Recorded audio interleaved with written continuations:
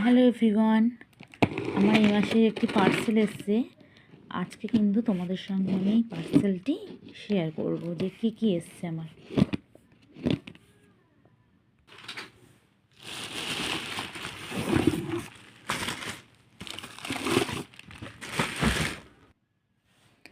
First হচ্ছে charcoal mask, এই 3টি চারকোল মাস্ক। তারপর হচ্ছে মিল্ক অ্যান্ড হানির সাবান আছে, একটা ফেস পাউডার আছে, একটা বাচ্চাদের বডি ওয়াশ এবং হেয়ার অ্যান্ড বডি ওয়াশ, মানে এটা হেয়ারে এবং বডিতে দু জায়গায় ইউজ করতে পারে বাচ্চারা।